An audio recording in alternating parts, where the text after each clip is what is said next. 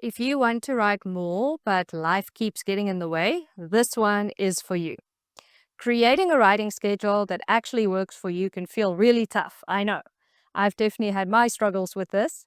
So let's talk about how to write more and stress less with actionable strategies for consistent progress. And more specifically, how to create a writing schedule that works for you. You may recall my word for the year from my first KidLit Creators Chronicle was consistency. If you haven't watched that one yet, it's a great place to start. I'll link to it below. What I've discovered for myself again and again, also known as messing up many times to learn this lesson, is that finding ways to be consistent is the only way to achieve my goals. But just saying be consistent isn't particularly helpful. So, in this episode, I want to share some real strategies that can make consistency a lot easier for you, no matter what your life looks like. Create a writing schedule that works with your life and personality. Creating a writing schedule that works isn't just about managing time, it's about understanding your energy, habits, and goals, and aligning your day to day life accordingly.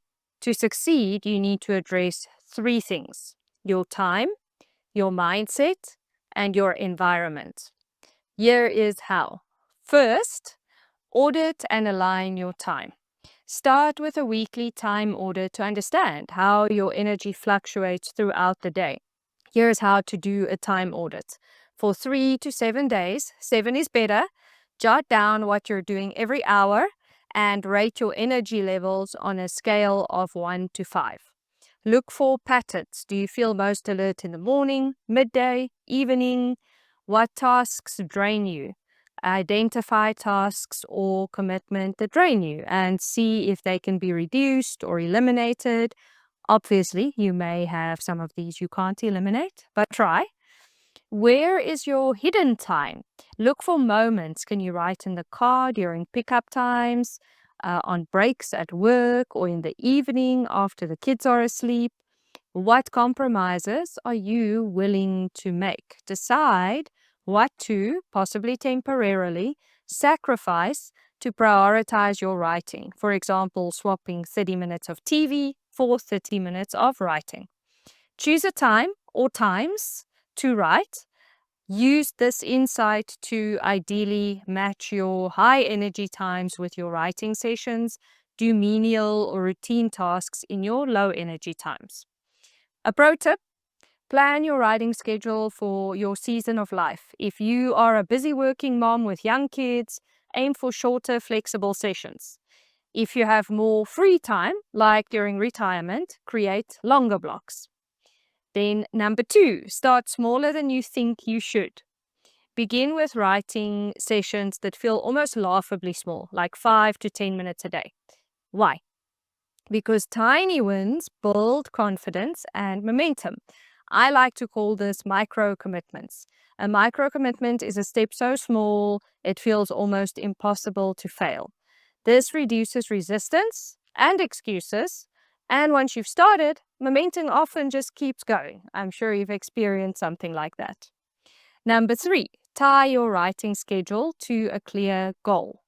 Your schedule is most effective when tied to a specific, inspiring goal. Instead of saying, I'll write 3 days a week, say, I'll write 3 days a week so I can finish my picture book draft by May. Having a clear why behind your routine keeps you focused and motivated. Then number 4, tap into the power of habit stacking. Habit stacking is one of my favorite strategies for learning new habits. This technique creates a seamless transition from your existing routine into your writing practice or any habit by linking writing to an already established habit. Identify a habit you do daily without fail, such as making coffee, brushing your teeth, or checking your planner. Add your writing session immediately after that habit, creating a natural cue for your brain. In other words, you stack a new habit on an existing habit. so that the existing habit acts as a trigger for the new habit and helps you to become consistent. For example, after I brew my morning coffee, I'll sit down and write for 15 minutes. After I tuck my kids in at night, I'll write for 45 minutes. You can also reinforce this with rewards. So you'll have a cue that starts a routine and then you get a reward. Cue, it creates triggers for your writing, like making morning coffee, then sitting down to write. Routine, sit down and write, even if only for 5 minutes. Reward, treat yourself with something small afterward, a favorite snack, a walk, or even just the satisfaction of crossing right off your to-do list. Then number 5, use time blocking for focus and flexibility. Time blocking is another one of my favorite strategies to stay productive. I learned about this in the 12-week year, Get More Done in 12 Weeks Than Others Do in 12 Months by Brian P. Moran and Michael Lennington. I encourage you to get this book. Time blocking is a technique where you schedule dedicated blocks of time in your calendar for specific tasks. It's about being intentional with your time and ensuring that the most important actions, those tied to your goals, are given priority in your daily and weekly routines. In the book, the author suggests 4 types of time blocking. 1, strategic block. A weekly 3-hour block dedicated to your most important strategic tasks. This is uninterrupted deep work time for your most important work and planning. You could use this time to write or to plan book marketing or another key author-related task. 2, daily production block. Focused scheduled periods in your day reserved specifically for doing critical tasks that drive your goals forward. They exist to ensure daily progress, eliminate distractions, and to concentrate on high priority actions, in this case, writing. 2 to 3 hours long, but you can make shorter blocks if needed. Focus solely on the specific tasks tied directly to your most important goals. This could be writing or book marketing. Treat this time as sacred. No interruptions, no multitasking, no distractions. Turn off your notifications, close your email, and let others know that you are unavailable during this block. Very important. The work you do in a production block is proactive, goal-driven, not reactive, like responding to emails or taking phone calls, etc. Focus on what matters most and do not get sidetracked. Go into each production block with a clear understanding of what you want to accomplish. For example, write 2,000 words or write uninterrupted for 2 hours. Create a marketing plan for your book launch. Set up Amazon ads for your book. Very specific. 3, buffer block. Set aside time for managing low-value tasks like emails, admin work, or meetings. This keeps these tasks from spilling into your high-priority times. And number 4 is a breakout block, a scheduled break to recharge and refresh. While I recommend using all the time blocks, even if you only implement daily production blocks, it will help your progress a lot. They ensure you make daily progress. By knowing this time is set aside for goal-focused work, you reduce overwhelm and decision fatigue since you know exactly what you'll be doing during the time block. It gives you dedicated time for high-value work, ensuring your priorities don't get lost because of daily life. You can review your time blocks weekly and adjust as needed. If you're juggling multiple priorities, try writing or working on your books in any downtime, your hidden time. Can you write in the car during pickup times, during your child's sport practice, on breaks at work, or in the evening after the kids are asleep? And another pro tip, set yourself up for success by tailoring your writing or work environment to maximize focus and creativity. That includes to control distractions, use tools like Forest, a focus app, and or noise-canceling headphones. Make it inspiring. Personalize your space with items that bring you joy, like a favorite quote, artwork, or even fairy lights. This can encourage creativity, but also make you feel like you want to be in that space to get work done. And then use tools intentionally. Keep your software and writing tools simple. Apps like Scrivener are great, but avoid overcomplicating with too many systems. 6, create an accountability system. Accountability is very powerful to keep most people on track.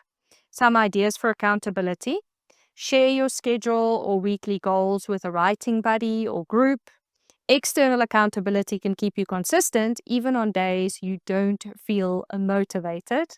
Use apps like FocusMate or join a co-working session to write alongside others. 7, plan for disruptions and resistance. Disruptions and resistance are inevitable. Life happens, unexpected work deadlines, family emergencies, or illness or low energy days can derail your best intentions. And almost all of us experience resistance, whether it's self-doubt, tiredness, or perfectionism. Anticipate these challenges by creating backup strategies. So you can have a bare minimum plan. On your worst day, write for 5 minutes or jot down ideas instead of drafting. Catch-up times: set aside one catch-up block weekly to catch up on any missed sessions. Name your excuses. Identify the most common reasons you don't write. I'm too tired. I don't know where to start. And then plan responses, like writing anyway for 5 minutes or reading an article on how to overcome your problem and then still writing for 10 minutes. Use the 2-minute rule. Commit to just 2 minutes of writing. This lowers the barrier to starting, and once you're in motion, momentum often keeps you going. Shift your mindset. Treat disruptions and resistance as part of the process, not a sign of failure. Missing a day isn't failure. If you miss a writing session, focus on the next one rather than beating yourself up. What matters is returning to your habit the next day. 8, motivate yourself with visual progress. Tracking your progress visually can be incredibly motivating. Use a calendar to mark every day you write, creating a chain of success, a chain of marked off days. You'll become motivated not to break the chain. Set a weekly word count goal and update the tracker as you go. Celebrate milestones like completing a draft or chapter, a round of revisions, or reaching a word count. So a fun pro tip: create a success jar. Every time you write, add a pebble or coin to the jar. Watching it fill up gives you a tangible representation of your effort over time.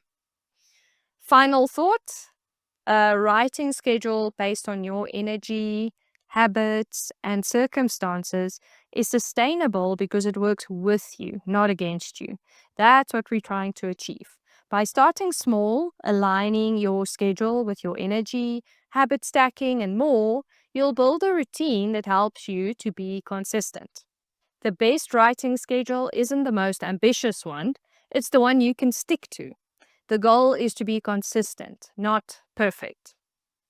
Why consistency beats sporadic marathons?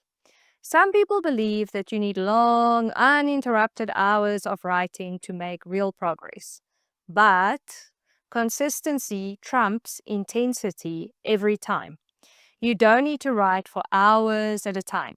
Even short sessions, like 10 to 20 minutes a day, will take you farther than sporadic big chunks of time. Relying on big, irregular chunks of time to write can be problematic because it can be, 1, hard to find time. Life rarely allows for perfect, uninterrupted hours. And 2, lead to burnout. Marathon sessions can be draining, causing resistance to showing up next time. 3, slower due to inconsistency. Long gaps between writing sessions can make your progress feel disjointed and slow. Why consistency works? Momentum. Writing regularly keeps your story fresh in your mind, making it easier to pick up where you left off.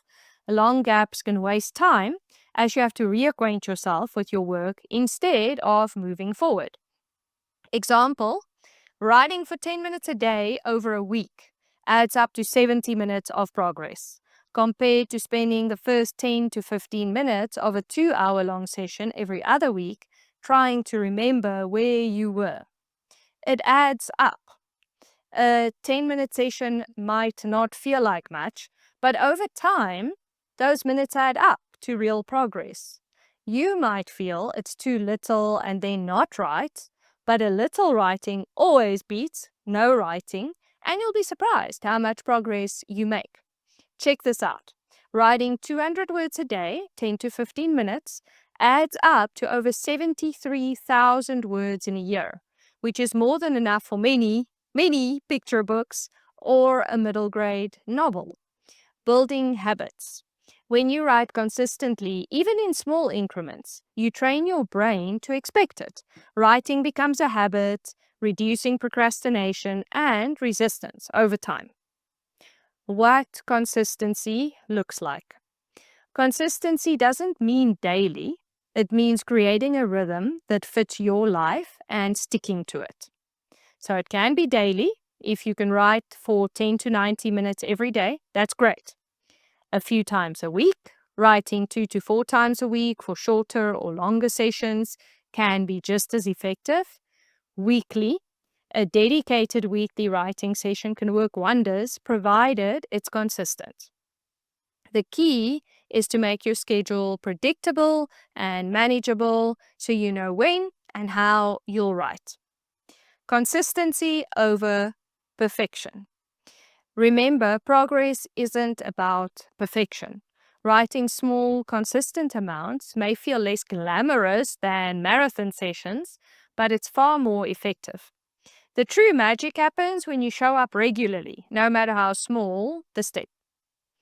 Consistency builds stories, skills, and confidence. Whether it's daily, weekly, or somewhere in between, the important thing is to find your rhythm and stick to it. Over to you. What is your biggest challenge when it comes to your writing schedule? And which strategy from today's episode are you going to try? Drop it in the comments. I'd love to hear from you. Whether you are writing for 5 minutes or 5 hours, what matters is that you keep showing up. Keep going. You've got this. Thank you for watching.